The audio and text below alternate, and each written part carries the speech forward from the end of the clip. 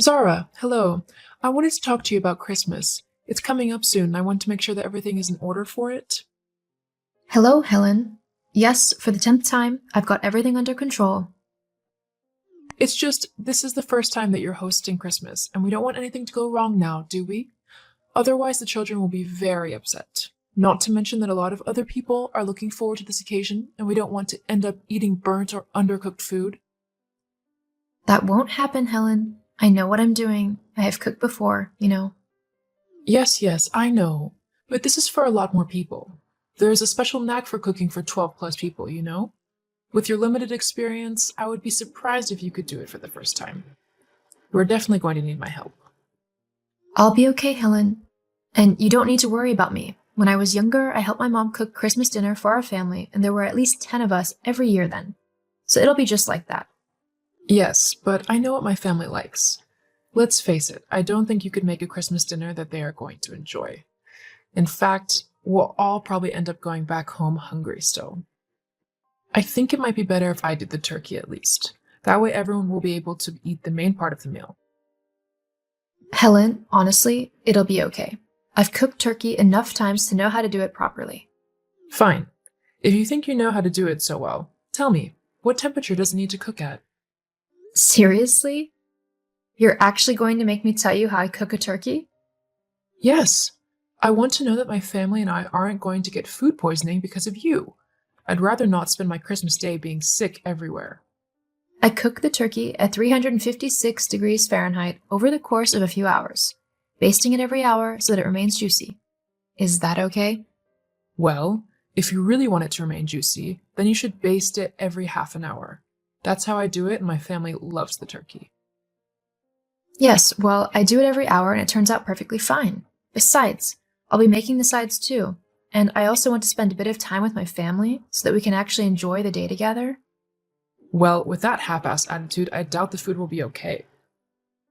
Meaning, If you're going to insist on cooking such an important meal, then you need to be dedicated to it all day, until it's served. You can't just do things half-heartedly. You can spend time with Mike and the kids after the dinner's done. excuse you, but I will spend my day however I want it. The food will be fine. I'll prep a lot of it the night before so that there isn't a lot to do on the day. You can't do that. Why not? All of the veggies will brown and dry out. No, you need to do it on the day so it's as fresh as possible. Helen, that just won't be possible, especially with a 3-year-old and a 5-year-old. I've prepared meals like this before, and they've all turned out fine. This one will be no different. Now, I need to go, so I can't talk any longer. I'll see you at Christmas. Very well. I'll see you at Christmas. Just be sure that there's extra room in the oven for my backup turkey. What do you mean your backup turkey? Yes, I'm going to bring it just in case. I've already asked Mike and he said it's okay. Oh, has he now? He has. So I'll need the oven on the day. It'll be set at 400 Fahrenheit, so any sides will have to be cooked separately so they don't burn. Also, don't forget to add plenty of butter to the mashed potatoes and a high quality brandy for the Christmas pudding. Something around $30 to $40 should do. Anything cheaper just tastes disgusting, and my family and I will know, and then Christmas will be ruined. You don't want that, do you? I'm afraid you can't do that. I'm going to need all the oven space I have. So if you want to bring your own turkey, you'll have to cook it at your house. Fine then. You know, I must say that you are very rude. I'm your mother-in-law, so you should treat me with a lot more respect than you do. Honestly, I don't know what my son sees in you. He should have never married you. Well, that's not a nice thing to say now, is it? It doesn't matter. I bet he never told you, but I'd found him a wonderful girl to go out with. I even set them up on a date. Lily was truly wonderful. She would have fit into the family nicely too, unlike you. But for some reason, Mike simply didn't like her as much as he should have. Honestly, I blame you. If only things had worked out between them. Hang on. Mike went out with someone else? When? Was I seeing him then? You might have been around then, but I knew that Lily was the one that Mike was truly supposed to be with. Well then, I've got to go. Goodbye, Helen. Goodbye.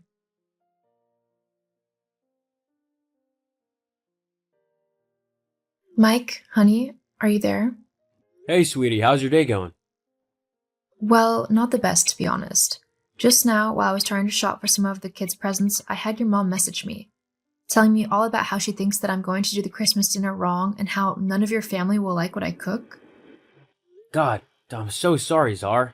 Honestly, don't listen to her. Everyone will love your cooking. I know I do. In fact, I'd have to say you're a better cook than my mom has ever been. Really? Yeah, in my opinion, my mom actually burns the food whenever she cooks it. There's always a bitter taste that goes with it. Plus, this is our first time hosting Christmas, so I'll definitely be around to help if you need or want it. But your mom said that she had asked you if she could cook a backup turkey in our oven and that you had said yes? Whoa, hang on a minute. I never said anything about her cooking a spare turkey in our oven. We're gonna need that space for the rest of the food. This is the first time that I'm hearing anything about her doing that. She's not texting me to ask at all. So you didn't tell her she could do that? No, not at all. I know how important this day is to you, and I never do anything to take it away from you. Thank you, Mike. You really are the best husband. I know. But, What is it? well, it's just that your mom mentioned something else. Yes? She said that she set you up on a date with a woman called Lily, and that she did it whilst you were seeing me. Jeez, she told you about that? So it's true? You were dating other people when we were going out? No, I promise. Look, my mom did set me up with her, but I swear that I had no clue about what she was doing. It was a surprise blind date. My mom asked me to meet her at a restaurant so we could have dinner together, but when I got there, she told me she wasn't going and that there was a young woman in her place. I was mortified at what she'd done, so I immediately told Lily that I was already in a happy relationship and that I wouldn't leave you for the world. But why didn't you tell me about it? I guess I didn't want to taint your opinion of my mom. We'd only been going out for a few months, and I didn't want you to think that my mom hated you. I see. I guess I see where you're coming from. It would have been a bit awkward. But I know for sure she hates me now. I'll be surprised if she doesn't turn up with an entire Christmas dinner. Well, this has gone on long enough. I'll not have my own mom disrespecting my wife like this. And to even try and interfere with our marriage and make you doubt my love for you, that's definitely a big no. She needs to be taught a lesson. But what can we do? Well, Christmas is coming up. Do you mean uninvite her? I think it might be the best option, especially if she's not going to respect us as a couple. I don't want someone so hateful and disrespectful around us during the holidays. If she wants to come, then she needs to apologize to you first. Thank you, sweetie. I'm so grateful you're willing to stick up for me. Hey, I love you. Besides, I had to grow up with my mom, so I know what she's like. I'll let her know our decision tomorrow.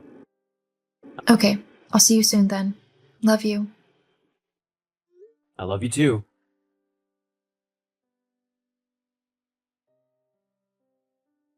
Zara. Zara, pick your phone up now.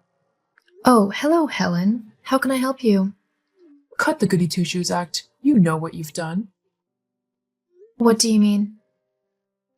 You've poisoned my own son against me and made him uninvite me from Christmas? I've not done that, Helen. Your own horridness has done that to you. Don't lie to me. It's all your fault. I know it. All I told him was what you said yesterday about how you were going to bring another turkey to undermine me, and how you tried to get me to doubt him by telling me about that Lily girl. He didn't need to know that, though. Look, you can come to Christmas at ours once you've apologized to me. Apologize for what?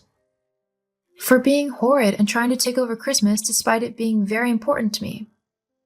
I'm not apologizing. You're a horrible girl, and I wish my son had never met you. I'm sorry you feel that way when I've been nothing but kind to you. Whatever. I'll just invite everyone over to mine, and we'll see what a good Christmas you have then. You can do that if you want. I'll have my family around me, and that's all me and Mike need. Ugh, I seriously hate you. I see. Well, I'm not too fond of you either at the minute, so I'm going to go. I hope you have a nice Christmas, Helen. Goodbye. Well, I hope yours is rubbish. Well, you won't be there, so I don't think that's possible. Why, you. Just you wait and see.